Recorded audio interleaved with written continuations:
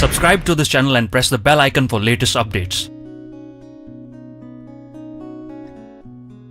नजर, अभी हम कहां पर थे कि जो नजर है वो ऐसी हो जाए कि उस नजर में सुंदरता हो। अब किस नजर में सुंदरता होती है और कौन सी नजर बदसूरत होती है, सोचो। जो नजर वाइड है, नजर मतलब सोच, जिसकी सोच बड़ी है वहां पर सुंदरता होती है। जिसकी सोच छोटी है वहां पर सुंदरता नहीं होती है। कभी आराम से समझने की कोशिश करना मैं क्या बोल रहा हूं। सबसे छोटी सोच क्या हो गई? वो इंसान जो बाहर से दिखने में तो बड़ा अच्छा है, जिसके पास पैसा भी है, सब कुछ है, लेकिन उसको सिर्फ और सिर्फ अपनी पड़ी है। सोच छोटी हो गई ना। यहीं से उसकी सोच शुरू होती है, यहीं पे खत्म होती है। जिसकी सोच जितनी बड़ी होती चली जाएगी वो उतना ही अच्छा लगता है हमको, उसके साथ रहना उतना ही अच्छा लगता है। जैसे जिसकी सोच है बहुत ही छोटी, ये मेरा रिलीजन है, ये ही सही है, इसमें जो लिखा है वो ही सही है, बाकी सब गलत है, ऐसे बंदे को आप ज्यादा देर तक झेल सकते हो। सोच बड़ी का मतलब क्या है?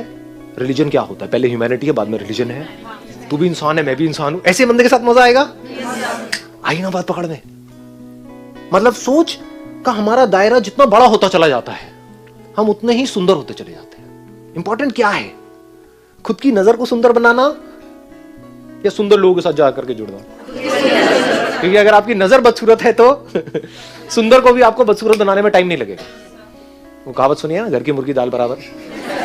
और ये भी हो सकता है अगर आपकी नजर अच्छी है तो घर की दाल मुर्गी बराबर नहीं। इंपॉर्टेंट क्या है? औरों को सुंदर दिखना या हमारी नजर ऐसी हो हमको सब कुछ सुंदर दिखे? ध्यान से समझ लेना मैं क्या बोल रहा हूं। This is I am going in a deeper level. अगर आप औरों को सुंदर दिखते हो, आप सुंदर दिखते हो और मैं आपको देख रहा हूं, ऑब्वियस है कि मुझे खुशी होगी। कोई सुंदर से गुलाब को देखेगा उसको खुशी होगी, टट्टी को देखेगा उसको दुख होगा। मतलब मैं यहाँ पे शक्ल की बात नहीं कर रहा, वैसे ही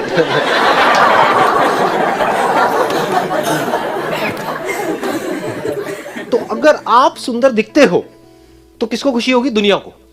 दुनिया का फायदा है। लेकिन अगर आपकी नजर सुंदर है तो किसका फायदा है? हमारा फायदा है। इन दोनों में फर्क समझ आ रहा है या थोड़ा ज्यादा हो रहा है? आ रहा है ना पकड़ में कि अगर मेरी नजर सुंदर है तो मुझे फायदा है। बाय डिफॉल्ट सुंदरता किस में है? आपको एक छोटे से एक बॉक्स में कैद करके रखा जाए, उसमें आपको अच्छा फील होता है। मैंने कहा ना, beauty is connected to happiness. उसमें आप खुश होते हो या एक ओपन स्पेस? ऐसे ही सोच है। जिसकी सोच जितनी छोटी होती है उसको खुद को नहीं पता होता है, वो उतना ही अंदर से दुखी होता है। जो जितना ज्यादा सेल्फिश होता है, जितना ज्यादा सेल्फ सेंट्रिक होता है कि कोई इंसान है उसको सिर्फ अपनी ही पड़ी है, अपने बच्चों की भी नहीं पड़ी है, अपनी वाइफ की नहीं पड़ी है, किसी की नहीं पड़ी है, सिर्फ अपनी पड़ी है। अपनी सोच को थोपना है औरों के ऊपर ले जा करके, वो उतना ही बदसूरत होता है सबके लिए। सच कह रहा हूं झूठ कह रहा हूं? उससे कोई भी जुड़ नहीं सकता है। ऐसा क्यों हो रहा है? क्योंकि वो उतना ही दुखी होता है अंदर से। और जिसकी सोच जितनी बड़ी होती चली जाती है वो अंदर से उतना ही खुश होता है। जो अंदर से जितना खुश होता है वो उतना ही सुंदर होता है सबके लिए। तो जो रियलिटी है वो जितनी गहराई से हमको समझ आती चली जाएगी, हमारी सोच उतनी ही गहरी होती चली जाएगी, उतनी ही बड़ी होती चली जाएगी, उतनी ही इंफिनिटी तक फैलती चली जाएगी। क्योंकि reality is infinite. In reality you are infinite. आप ये नहीं हो जो अपने आप को समझ रहे हो अंकल आंटी ना जी। आप क्या हो आपको खुद को ही नहीं पता है। अगर मैं एक कोशिश करूं आप लोगों को कुछ बताने की, अब it is not spiritual, it is not something which can't be understood, it is very very easy to understand. बशर्ते कि आपका दिमाग खुला हो, एक सेकंड में आप समझ सकते हो। और इसको दुनिया की कोई ताकत चैलेंज नहीं कर सकती क्योंकि रियलिटी पे बेस है। इस दुनिया में जीने की दो नजर है। एक नजर है, अगर ये पूरा यूनिवर्स एक नदी की तरह है, बहती हुई नदी के जैसा नहीं है यूनिवर्स।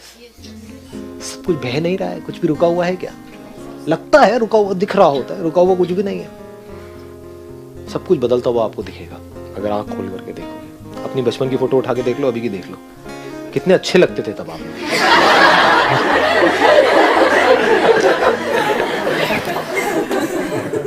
क्या हम सब इन बॉडीज को देखा जाए लहरों के जैसी नहीं है? बहते चले जा रहे हैं।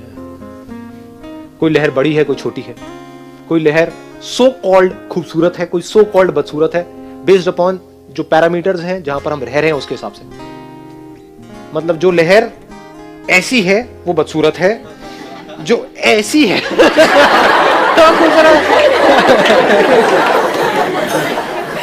नहीं, एक्चुअल में क्या है, लहर ऐसी हो, ऐसी हो, ऐसी हो, ऐसी हो, ऐसी हो, क्या लहर, क्या खूबसूरत, क्या बदसूरत। एक्चुअल में कुछ भी नहीं है, बस हमारी कंडीशनिंग है।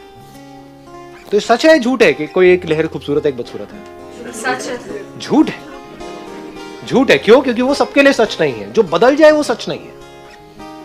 तो अगर आप अपने आप को मरते दम तक लहर की नजर से देखते रहे तो ये छोटी सोच है। अब चाहे बड़ी लहर हो चाहे छोटी लहर, इसी को छोटी सोच कहेंगे ना।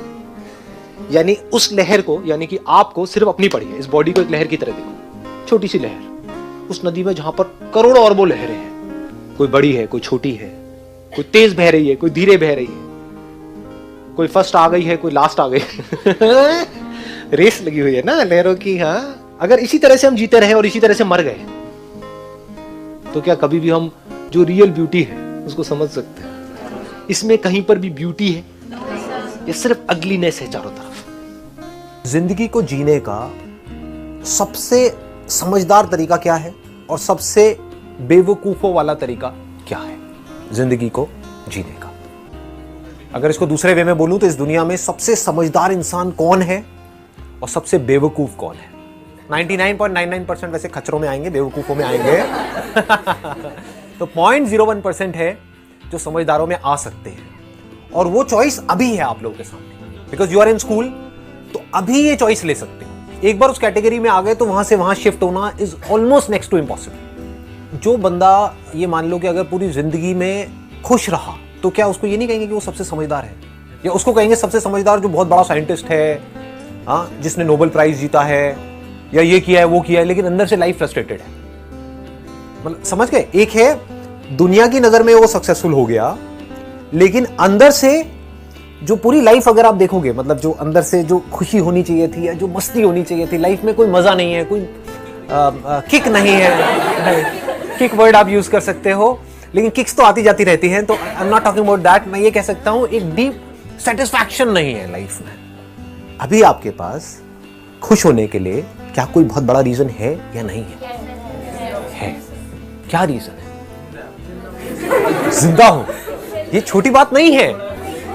ये बातें जो समझ सकता है वो समझदार इंसान है, जो नहीं समझ सकता है वो बेवकूफ है, वो खच्चर है, वो भागेगा रेस में। आप समझ गए ना?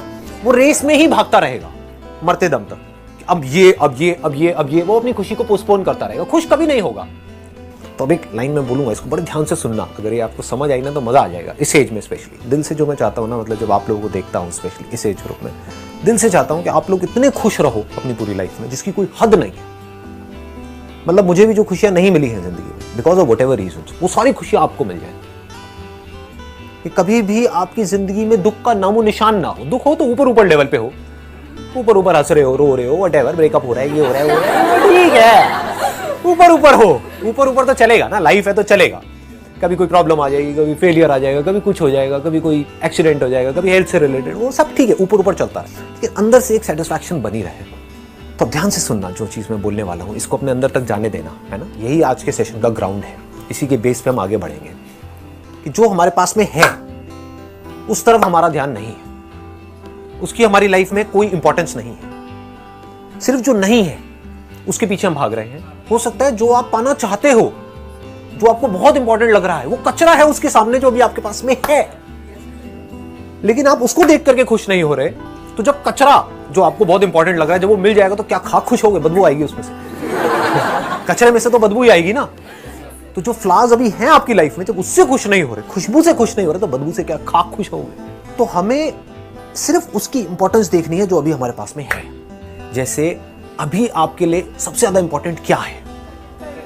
अभी ऐसा क्या है वो तो आपको लगता है कि करियर, राइट? समझ गए ना? इसको ध्यान से समझना जो चीज मैं बोल रहा हूं, ऐसा तो आपके माइंड में फीड कर दिया गया है। अभी आपको ये लगता है कि आपके लिए सबसे इंपॉर्टेंट है आपका करियर। मैं कहता हूं बकवास। सबसे इंपॉर्टेंट है पहले ये समझना कि एक्चुअल में लाइफ में सबसे इंपॉर्टेंट क्या है।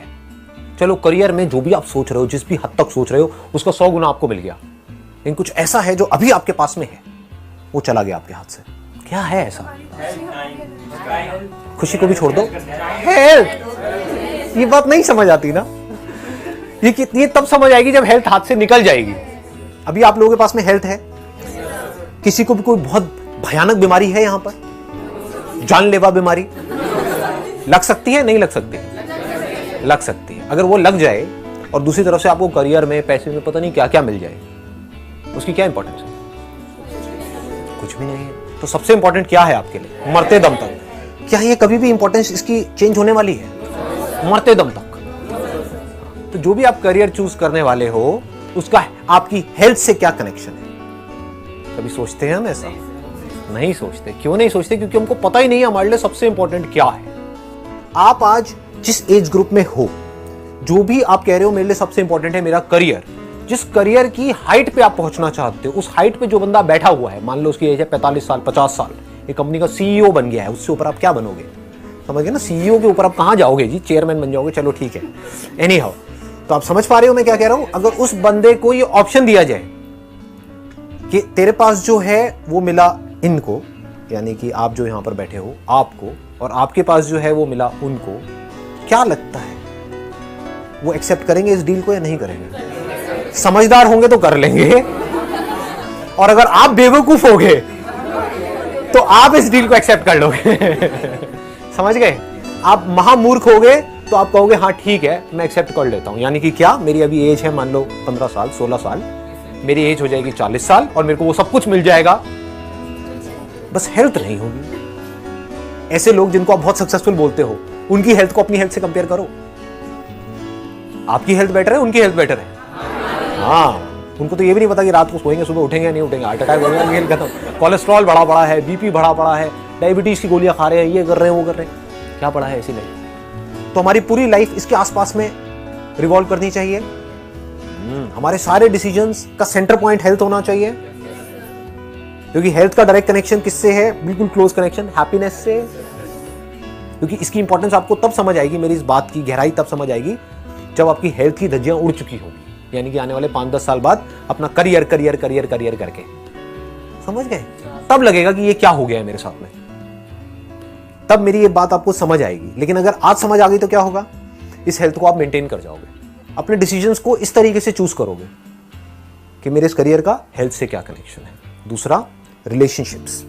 ये अभी हो सकता है आपको समझ ना आए, क्योंकि अभी क्या है कि हम रिलेशनशिप्स की नेगेटिव साइड को देखते हैं। हो सकता है आप अपने पेरेंट्स की नेगेटिव साइड को देख रहे हो, लेकिन अगर कल आपके पेरेंट में से किसी एक की, भगवान ना करे, अगर डेथ हो जाए, तब आपको उनकी इंपॉर्टेंस समझ आएगी कि वो क्या थे मेरे लिए। ये बात सच कह रहा हूँ, झूठ कह रहा हूँ? तो इससे क्या समझ आ रहा है कि जब होता है कुछ हमारे पास में तो उसकी कोई इंपॉर्टेंस नहीं होती है। ऐसी हेल्थ अगर चली गई तो कल आपको इंपॉर्टेंस समझ आएगी। अगर कोई रिपोर्ट ऐसी आई कि बेटा अब तो 6 महीने रह गए हैं, व्हाटएवर, तब समझ आएगा कि ये क्या हो गया। लोग इतनी गहराई से इन चीजों को समझते नहीं है, क्योंकि सबकी लाइफ का सेंटर पॉइंट क्या है? Career. Career which is connected to paisa. बस पैसे से गाड़ी शुरू हो रही है, पैसे पे ही खत्म हो रही है। और ये बेवकूफों वाला तरीका है जिंदगी को जीने का, कोई समझदार तरीका नहीं है। लेकिन अगर सेंटर पॉइंट है हेल्थ, तो इसका मतलब आपसे समझदार और कोई नहीं है। बट वो होगा कैसे? That should be the question. कैसा कैसे हो कि हमारे माइंड में हेल्थ हमेशा टॉप प्रायोरिटी पे रहे? अगर in every moment of your life you are thankful for what you have got, अब मांग नहीं रहे हो कि मुझे अच्छी हेल्थ चाहिए, अभी आपके पास में है हेल्थ अच्छी, right? So can't you be thankful for it? अगर आप ये प्रेयर आपके अंदर चलती रहे, देखो कितनी अच्छी प्रेयर है कि thank God for my health, मेरे पास में अभी अच्छी हेल्थ है, I am thankful for it, thank you so much भगवान, थैंक यू सो मच, आपने मुझे इतनी अच्छी हेल्थ दी है भगवान, थैंक यू सो मच, आपने मुझे इतना अच्छा माइंड दिया है।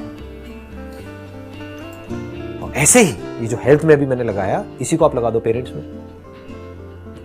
ये नहीं कि हे भगवान वैसे तो मेरे पेरेंट्स बड़े अच्छे हैं, लेकिन मेरे पापा है ना, उनको गुस्सा आना थोड़ा सा कम हो जाए तो मेरी लाइफ बहुत बढ़िया हो जाएगी। ये क्या मांग रहे हो? इससे क्या होगा? क्योंकि उनका जो नेचर है वो तो वैसे ही रहने वाला है, तो आप कभी खुश हो नहीं सकते। तो उनके अंदर कोई ना कोई पॉजिटिव क्वालिटी तो होगी, कुछ तो अच्छा होगा आपके फादर में, आपकी मदर में। ऐसा नहीं हो सकता कुछ भी अच्छा ना हो। तो उनकी उस अच्छाई को याद करके, if you are thankful to God और टू दिस यूनिवर्स और टू नेचर, हे भगवान थैंक यू सो मच, आपने मुझे इतने अच्छे पेरेंट्स दिए। तो अगर ऐसे आपके अंदर ये चलता चला जाए, and don't make it a routine, क्योंकि जब भी कोई चीज़ रूटीन बन जाती है तो बोरिंग हो जाती है।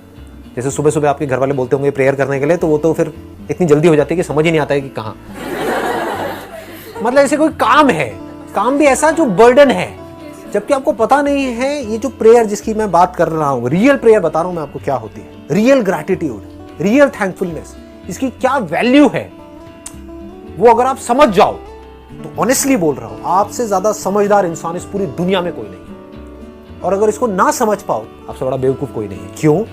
Because if you are not thankful for what you have got, you will never be happy. जो आपके पास में है, अगर आप उससे खुश नहीं हो तो आप जिंदगी में मरते दम तक खुश नहीं हो सकते। अभी डिग्री नहीं है तो अभी ध्यान सारा डिग्री की तरफ है, डिग्री मिल जाएगी उसके बाद में नौकरी नहीं है तो ध्यान सारा नौकरी की तरफ है, नौकरी मिल जाएगी तो कंपनी में पॉलिटिक्स है, प्रॉब्लम्स है तो सारा ध्यान उसकी तरफ है। एक तरीका ये है जिंदगी जीने का। दूसरा क्या है जिसकी मैं बात कर रहा हूं? Be in love with this feeling of thankfulness in every single moment of your life. Just be thankful for it. आप देखोगे बहुत कुछ है आपके पास में, जस्ट बी थैंकफुल। अपनी बॉडी को टच करो, देखो अपनी बॉडी को टच करके फिर इसको बोलो thank you for being there. Body अगर आपका साथ ना दे ना, उखाड़ दो, फिर आप क्या उखाड़ सकते हो? कुछ नहीं कर सकते। इतनी इंपॉर्टेंट है ये body. Thank you for being there. अपनी आंखों के बारे में सोच कर लो, thank you for being there. कानों के बारे में thank you for being there.